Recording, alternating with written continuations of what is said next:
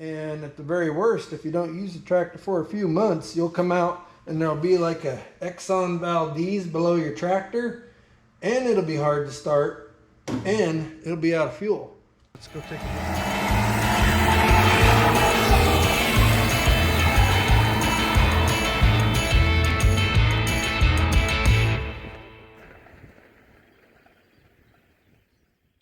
Welcome back to the channel and the continuation of the rescue of the, and here's a giant correction for you.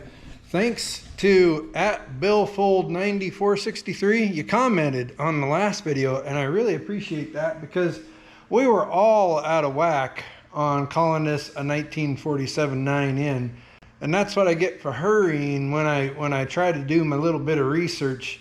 I went back to the site where I originally traced the serial number on this, and it clearly says, yeah, the 9Ns were only made to 42, and then up until 48, they all turned into 2Ns, even though they started with the serial number of 9N. So thank you, Bill Fold, for correcting me. This is a 1947 Ford 2N. You can tell that because of the 3-speed transmission. That I should have known right off the bat. But if you want to have, you know, just a really quick lowdown of how you tell a 9 from a 2 from an 8, go back and look at the comments from our last video. I'll put a link down here. And Bill Fold, he just spells it out in real easy terms, how if you're scurrying around a barnyard and looking at these, how you can figure it out right off the bat what you're looking at and what you're dealing with. Anywho, we're gonna put the nose, the tin back on this thing, and we got it rigged up in the cherry pick. But before we do that, we wrestled it off and shimmied it between the bumper and the radiator before we just loosened the bumper.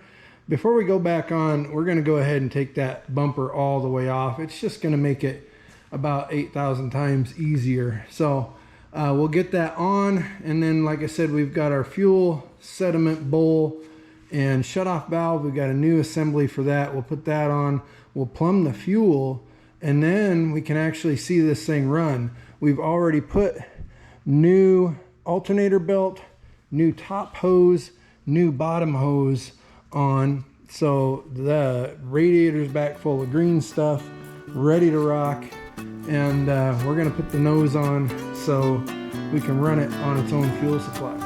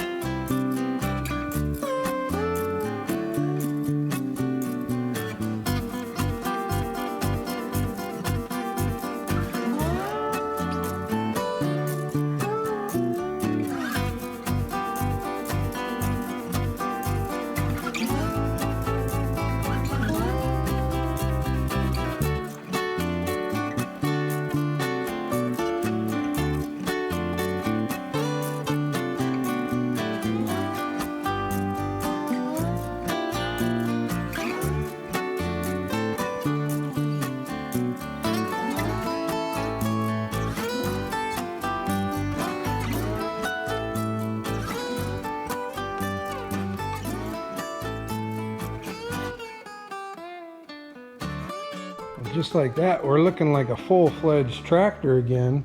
We're gonna swap out the entire sediment bowl assembly. It's just easier to do that because this knob here is missing.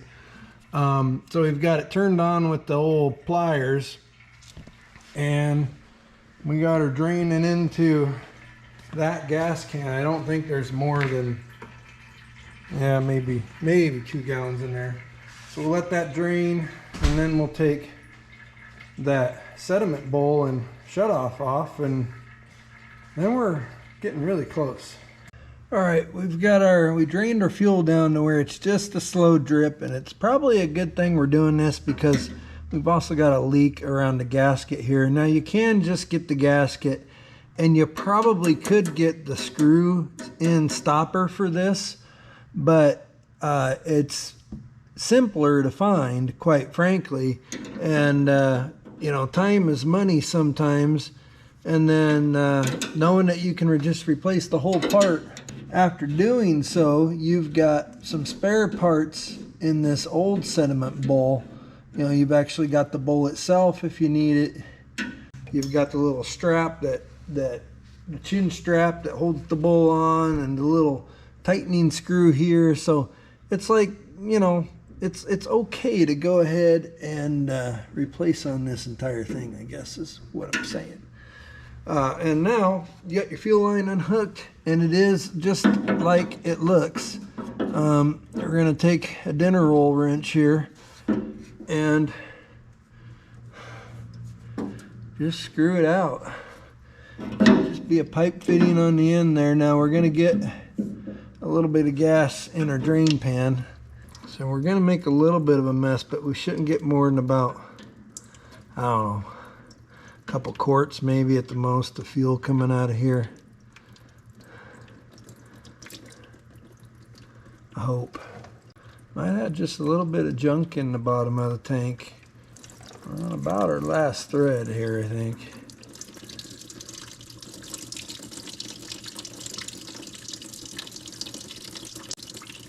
Well, I'll bring you guys back in here when this is done draining. Finally, a gallon and a half of fuel later, there's our pickup and our little screen. We should be able to, no, we can't transfer that little, we should be able to transfer that little screen. Okay, we jumped over to the bench for just a second. It's a good thing that we went ahead and pulled this. I mean, we were gonna have some fuel starvation issues. This is the part that's up in the tank. Oh, come on. Like so. This goes up into the tank, and there's this little screen that goes on here, and you can pry that off and we'll put it on the new one. But inside of here, inside of that screen, when the tank was fuller, we had all kinds of this stuff. I think this is mostly like grass and then bug remnants, but it was gonna clog up our fuel delivery significantly. And so, yeah, I mean, we'll clean this up, we'll keep it for parts. Here's what I'm talking about. The gasket was leaking. It's a cork gasket, so we know we can get those. That's a few dollars, $6, $8, $10, something like that. And then this is just like a radiator drain petcock, but it's a smaller one, 1/8" pipe thread. So we could have gotten also one of those. That would have been $6, $8, $10. And the whole assembly is $30. So by getting those two, that gasket and the drain valve, you're at least half, probably 2/3 into a new assembly with a new screen, new gasket, everything. So that's the way we went. Yes, we do things on a budget around here, but also there's times when you spend a few dollars to ensure that you're getting it done the right way. So we'll put our gasket in there, and then you just kind of reassemble. There's a flat spot in the little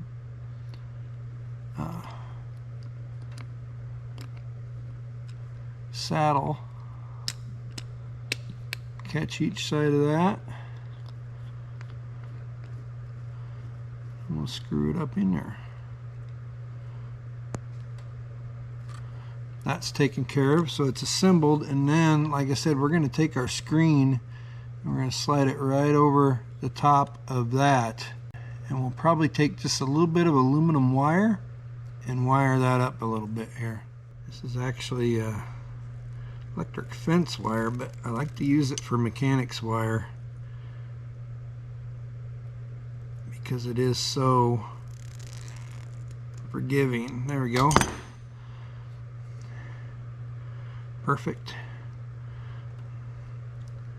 Doesn't have to be straight as an arrow, perfect on there. It's just got to be tight so it won't vibrate off. Take a little side cutter action. Go snip like that. That'll go up into the tank. Our little wire trick did not work, but we found one of these springy hose clamps, and we're going to do that. The problem with the wire thing is there's only so much room. This has got a thread up in there, and where we twisted that wire, it was poking out too far. So we're going to take the cutoff wheel and zip these right off. There's no reason that we need to leave these tabs on here anyway, and then we'll blow all the metal shavings off, of course, and then that'll keep that screen intact for us, and it'll also allow us to thread this up into the tank.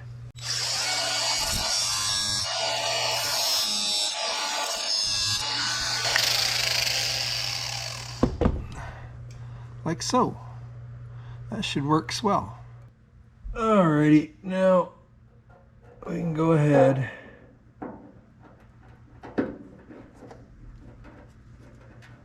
insert this back into the tank, I think, and it should, there we go. A few minutes later. All right, let's take a look here. We've got everything back together. I even put about 3 gallons of fuel back in it, but no leakies yet. The fuel, we filled the bowl and filled the line, and then I shut it back off. But we're back together over here. Now I did blow through this filter, and it's about probably half clogged. So we're gonna replace on that tomorrow, but nobody has one tonight. But I think we should be ready to watch this old Ford 2 not a 9 run on its own fuel supply here. Let's see what goes. Fuel on.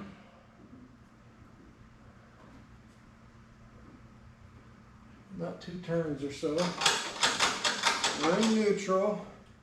Key back.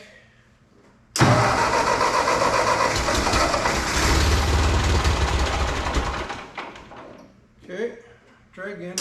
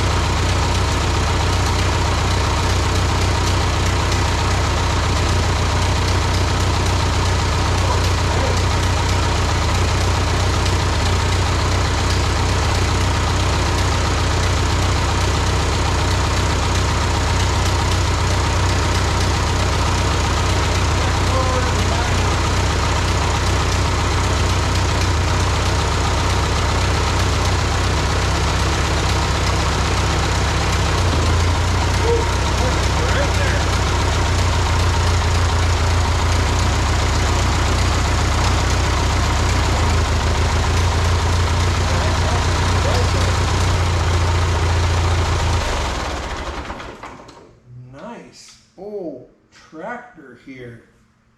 All right, it's a little smoky because it ain't ran in a dozen years or so. No leaks in the back. We got to check for fuel leaks.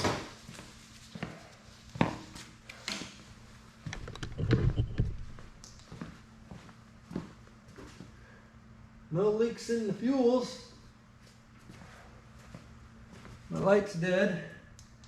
We don't even have a leak at the carb, I don't think. We're going to shut this fuel off now, just in case that needle and seat is not sealing. I tell everybody, even after I rebuild a carb for folks, when you're done with the tractor, shut it off and turn the fuel off. Because these old boys and girls, if the needle and seat isn't needle and seating like it should, they'll run fuel all the way down in here. And at the very least, it'll be darn near impossible to start. And at the very worst, if you don't use the tractor for a few months, you'll come out and there'll be like a Exxon Valdez below your tractor, and it'll be hard to start, and it'll be out of fuel. So you gotta watch that kind of stuff. We'll adjust the clutch a little bit, and as far as the tractor mechanicals go, I think we're ready to rock. I'll put the bumper back on. So that's tidying up the fuel system on this rig. We will run it a little bit more, get it nice and warm. We're gonna change oil, and we'll change that fuel filter, and we'll kind of have to adjust on the Marvel Shebler a little bit. But hey, I appreciate you folks watching our stuff, liking, sharing, subscribing, all those good things. This is one nice tractor. We'll catch you on the next video.